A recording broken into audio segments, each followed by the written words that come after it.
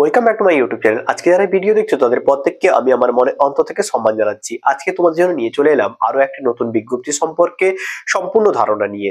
তোমরা বুঝতে পেরেছো থাম্বনেল দেখে যে আমি আজকে আলোচনা করব কলকাতা পুলিশের আপকামিং যে ফর্ম আসতে চলেছে ৩৫০০ ভ্যাকেন্সি, যেখানে ছেলেমেয়েরা উভয়ে এখানে অংশগ্রহণ করতে পারবে, অর্থাৎ পার্টিসিপেট করতে পারবে। তোমাদের কাছে সম্পূর্ণ বিষয়টি তুলে ধরবো, অর্থাৎ সম্পূর্ণ ধারণা তোমরা একটা ভিডিওর মাধ্যমে পেয়ে যাবে।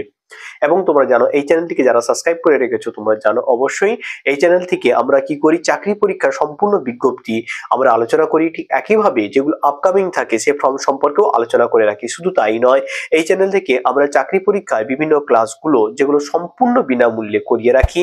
তাই এই চ্যানেলটিকে যারা এখনো সাবস্ক্রাইব করে রাখোনি অবশ্যই সাবস্ক্রাইব করে নাও, পাশে থাকা বেল আইকনটি প্রেস করে নাও। চলো কথা না বাড়িয়ে আজকে ভিডিও শুরু করা যাক।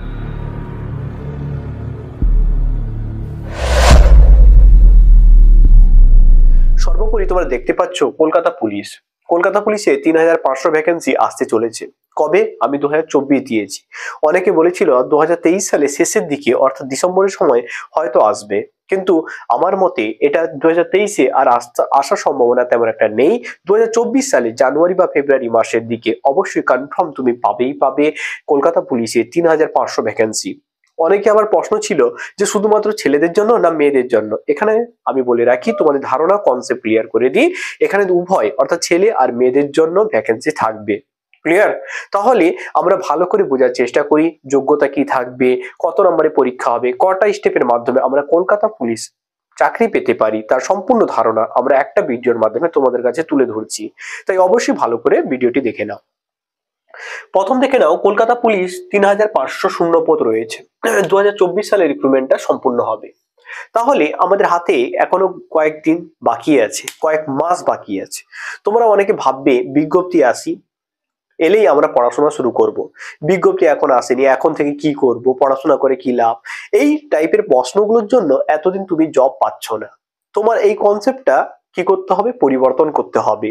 কারণ দেখো, বিজ্ঞপ্তি আসবে, পরীক্ষা হবে, তুমি কিন্তু পড়বে না, ওই কয়েকদিন পড়াশোনা করে পরীক্ষা দেবে, ফেল করবে। তার জন্য তোমাকে কি করতে হবে, একটা প্রি প্ল্যানিং তৈরি করতে হবে, আগে থেকে একটা পরিকল্পনা করতে হবে, যার মাধ্যমে তুমি কিভাবে সেই চাকরিটা পেতে পারো তার আগে থেকে যেন ধারণা তোমার মধ্যে ক্লিয়ার থাকে, তবে তুমি বাকিদের থেকে এগিয়ে থাকবে। তাই সম্পূর্ণ ধারণা তুলে ধরছি, দেখে নাও। প্রথম হচ্ছে যোগ্যতা। এখানে কি যোগ্যতা নেওয়া হবে? তোমরা যেন মাধ্যমিক পাশ করলেই এখানে কিন্তু যোগ্য। এখানে নাম্বারে কোনো ডিভাইড থাকবে না, অর্থাৎ ফার্স্ট ডিভিশন পেতে হবে, স্টার পেতে হবে বা সেকেন্ড ডিভিশন পেতে হবে এমন কোনো কথা নেই। তুমি যে কোনো ক্যাটাগরির মধ্য দিয়ে মাধ্যমিক পাশ করলেই, যে কোনো নাম্বারের উপর ভিত্তি করলে মাধ্যমিক পাশ করলে তবে গিয়ে কলকাতা পুলিশে তুমি রিক্রুটমেন্টে অংশগ্রহণ করতে পারবে। ক্লিয়ার? ২ নম্বর হচ্ছে বয়স কত থাকবে। ১৮ থেকে ৩০ বছর। আমি এটি পুরনো যে প্যাটার্ন ছিল তার উপর ভিত্তি করে আমি তোমাদের বলেছি। অনেকে আবার বলে ৩২ বছর হয়তো হয়ে গেছে, কিন্তু আমি তোমাদের বলি ১৮ থেকে ৩০ বছর যারা জেনারেল কাস্টে থাকবে, ঠিক একইভাবে যারা কাস্টে থাকবে তারা অবশ্যই ছাড় পাবে। এসসি এসটি থাকলে ৫ বছর, ওবিসি এ ওবিসি বি থাকলে তারা ৩ বছর ছাড় পাবে। ক্লিয়ার? তারপরে দেখে নাও আরো একটা যোগ্যতা আমি যোগ্যতার মধ্যে অন্তর্ভুক্ত করলাম, সেটা হচ্ছে কি, শারীরিক যোগ্যতা।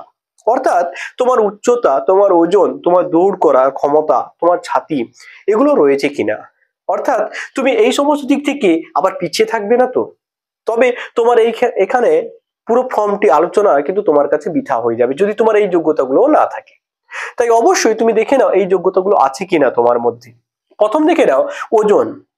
ওজনের আগে দেখে নাও উচ্চতা। সব থেকে গুরুত্বপূর্ণ ভাইটাল বিষয় হচ্ছে উচ্চতা। উচ্চতা দেখতে পাচ্ছ ১৬৭ সেন্টিমিটার পুরুষদের ক্ষেত্রে এবং মহিলাদের ক্ষেত্রে ১৬০ সেন্টিমিটার। ক্লিয়ার? যারা কাস্টে থাকবে তারা অবশ্যই ছাড় পাবে। দ্বিতীয় দেখে না ওজন, পুরুষদের ক্ষেত্রে ৫৭ কেজি এবং মহিলাদের ক্ষেত্রে ৪৯ কেজি। তবে মনে রাখবে, এটা হয় উচ্চতা বেসিসে ওজন কিন্তু পরিমাপ করা হয়, এমনটা নয় যে ৫৭ কেজি মানে ৫৭ কেজি দরকার। উচ্চতা পরিপ্রেক্ষিতে ওজনের নিরীক্ষে তোমাকে কিন্তু গ্রহণযোগ্য করা হবে। ক্লিয়ার? তারপরে দেখে নাও দৌড়। সব থেকে বেশি হচ্ছে রানিং। এই রানিংটা ইন্ডিয়ান আর্মি, বিএসএফ, সিআরপিএফ তুলনায় তোমাদের কলকাতা পুলিশে কিন্তু অনেক নর্মাল থাকে। ৬ মিনিট ৩০ সেকেন্ডে তোমাকে ১৬০০ মিটার দৌড়াতে হবে।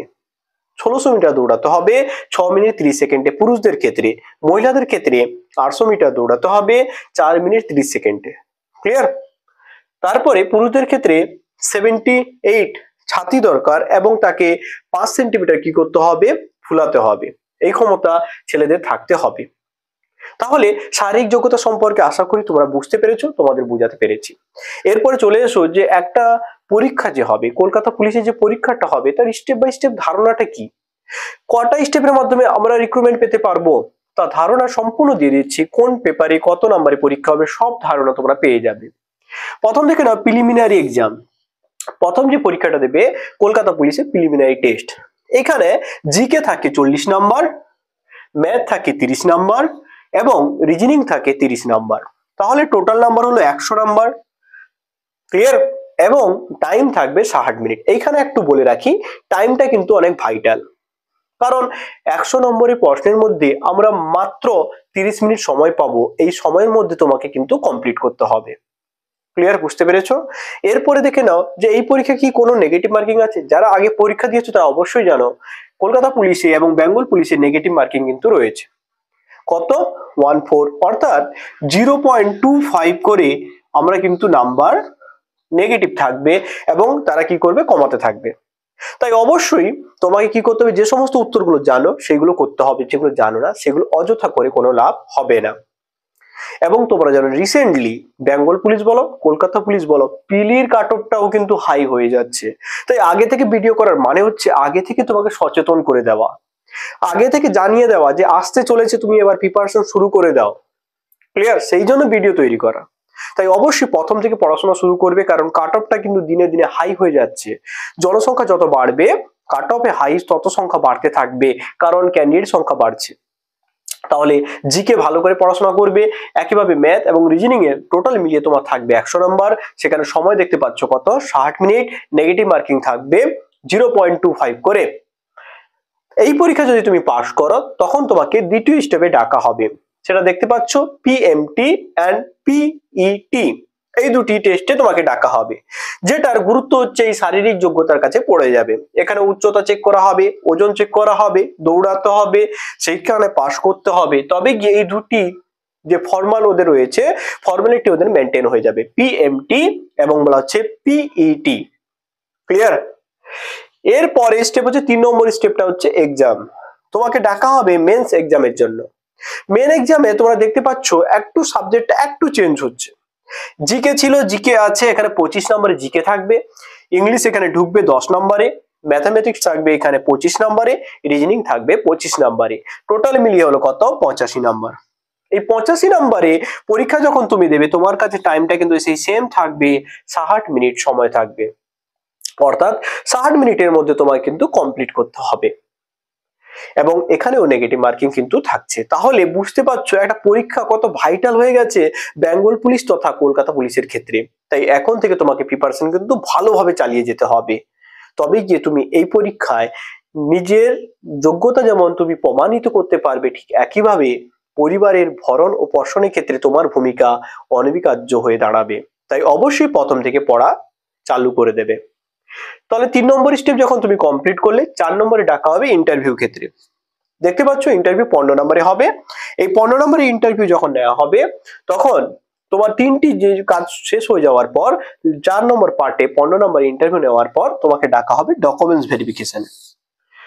ডকুমেন্টস ভেরিফিকেশন হয়ে যাওয়ার পর তুমি কিন্তু রিক্রুটমেন্টে অংশগ্রহণ করেছিলে এবং সেই অনুপাতে তুমি জবটা কিন্তু পেয়ে যাবে। তাহলে আশা করি তোমাদের সম্পূর্ণ ধারণা তুলে ধরতে পারলাম। এবং আগে থেকে বলে রাখছি, বিজ্ঞপ্তি জানুয়ারিতে বেরাবে বা ফেব্রুয়ারি মাসে বেরাবে। অবশ্যই আগে থেকে আমি তোমাদের জানানো মূল উদ্দেশ্য হলো একটাই, বর্তমান ওয়েস্ট বেঙ্গলে বেকারত্বের জ্বালা, এই জ্বালা মিটবে তখনই যখন তুমি আগে থেকে প্রিপারেশন হয়ে থাকবে। ফর্ম ফিল আপ অনেকে করবে, কিন্তু অনেকে কি প্রথম থেকে পড়াশোনা শুরু করে দেবে? অনেকে কি আগে থেকে রেডি হয়ে থাকবে? এইটাই হচ্ছে মেন প্রশ্ন। সেই প্রশ্নের উত্তর সাপেক্ষে তোমাদের আগে থেকে আমি বলার উদ্দেশ্য একটাই, যে প্রথম থেকে তুমি পড়াশোনা শুরু করে দাও, জবটা তোমারই দরকার। ক্লিয়ার? সবাই তো ফর্ম ফিল আপ করবে, কজন পড়াশোনা করে সেই মতো করে। লাস্ট কয়েক মিনিটের মধ্যে দেখবে একটা বাজার থেকে চটি বই তুললো এবং সেই বইটাকে একটু পড়লো, পরীক্ষা দিতে চলে গেল, ফেল করে গেল, কাজ শেষ। কারণ এখানে নেগেটিভ মার্কিং আছে, এখানে ভাগ্য বলে কোনো কাজ করবে না যে স্যার আন্দাজে করে দেবো, আন্দাজে করলে পাস করে যাবো, পিলি কমপ্লিট করে নেবো। আন্দাজে আন্দাজে পিলি হয় না, কারণ নেগেটিভ মার্কিং আছে। নেগেটিভ মার্কিং না থাকলে অবশ্যই কিন্তু এটা করা যেত। তাই তোমাদের উদ্দেশ্য করে একটাই বলছি, কষ্ট করো, প্রথম থেকে কষ্ট করো। অবশ্যই কাট অফ দিনে দিন হাই হচ্ছে, সেই কাট অফকে তোমরা নিজের ছোঁয়ার জন্য এখন থেকে প্রস্তুত করে নাও। মাঠের দিকে যেমন দৌড়ানোর জন্য প্রস্তুত হবে, ঠিক একইভাবে পরীক্ষার জন্য প্রিপারেশন নাও ভালো করে। আশা করি তোমাদের সম্পূর্ণ ধারণাটি আমি তুলে ধরতে পারলাম, এবং তোমরা জানো এই চ্যানেল থেকে চাকরির যে সমস্ত বিজ্ঞপ্তিগুলো আসে এবং আসার সম্ভাবনা থাকে, সম্পূর্ণ ধারণা আমি তোমাদের কাছে তুলে ধরি। তাই এই চ্যানেলটিকে যারা এখনো সাবস্ক্রাইব করে রাখোনি, অবশ্যই সাবস্ক্রাইব করে নাও, পাশে থাকা বেল আইকনটি প্রেস করে নাও।